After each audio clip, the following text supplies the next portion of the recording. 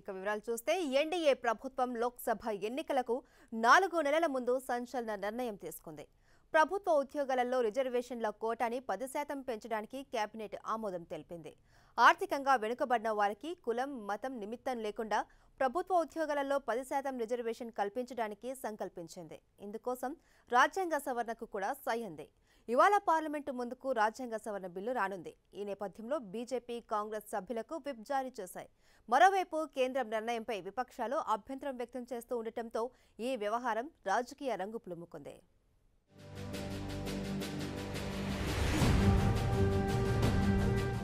ఎన్నికల్లో గెలిచేందుకు Modi master stroke ఇవ్వబోతున్నారంటూ గత 20 రోజులుగా జరుగుతున్న ప్రచారానికి ఫుల్ స్టాప్ పడింది. రుణమాఫీ, రైతు బంధు రూపంలో కాకుండా రిజర్వేషన్ల రూపంలో కేంద్రం పెద్ద ఎత్తుగడే వేసింది. కులం, మతం నిమిత్తం లేకుండా కేవలం ఆర్థికంగా వెనుకబాటుని ఆధారంగా చేసుకుని పేదవారికి 10% రిజర్వేషన్లు కల్పించడానికి కేంద్ర మంత్రివర్గం ఆమోదం తెలిపింది. పార్లమెంట్ వింటర్ సెషన్స్ చివరి రోజునే ఇందుకు సంబంధించిన బిల్లు కూడా ప్రవేశపెట్టేందుకు సన్నాహాలు చేసేసింది. విద్య, ఉద్యోగాలు ఈ 2 రంగాలలో ఈ రిజర్వేషన్లతో మొత్తం రిజర్వేషన్ల సంఖ్య 60% పెరగనుంది. దీన్ని యథాతథంగా అమలు చేయడానికి రాజ్యాంగం ఒప్పుకోదు. రాజ్యాంగ సవరణ అవసరం. అందుకే లోక్సభలో రాజ్యాంగ సవరణ కోరుతూ బిల్లు రానుంది. లోక్సభలో ఉన్న బలం ఆధారంగా బీజేపీ సునాయాసంగా పాస్ చేయించుకోగలుగుతుంది. కానీ రాజ్యసభలో మాత్రం కుదరదు. ఇదే ఎన్నికలకు ముందు బీజేపీ పెద్ద అస్త్రంగా మారుతుంది. ఈ ఆలోచనతోనే మోదీ రిజర్వేషన్ల తేనె తుట్టెని కదిలించినట్టు ఇట్టే అర్థమవుతుంది. వ్యవసాయ భూమి 5 ఎకరాలలోపు 1000 గజాలలోపు స్థలం ఉన్నవారికే ఈ రిజర్వేషన్లు వర్తిస్తాయని కేంద్రం ప్రాథమికంగా ప్రకటించింది.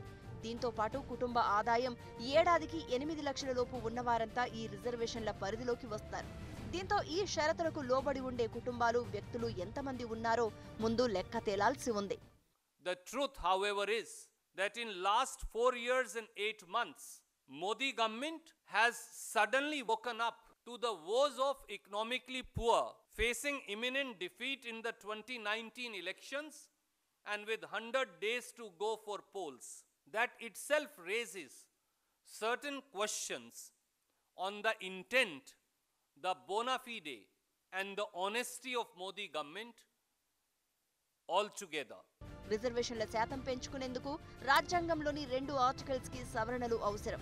ఆర్టికల్ 15, 16కు సవరణ చేయాలి. అయితే ఇది జరిగే వీలు మాత్రం ఇప్పటికిప్పుడు సాధ్యపడదు. ఎందుకంటే ఎన్నికలకు ముందు మోదీ ప్రభుత్వం తీసుకున్న నిర్ణయం బీజేపీకి లబ్ధి కలిగించేదే. అలాంటి లాభాన్ని మిగిలిన పక్షాలు అంత సులభంగా ఒప్పుకోవు. అధ్యయనం పేరుతోనో బిల్లులోని లొసుగులను సాకుగా చూపి ఖచ్చితంగా అడ్డుకునేందుకే ప్రయత్నిస్తాయి. It shows the character of this government. Having said that, they have to come before Parliament.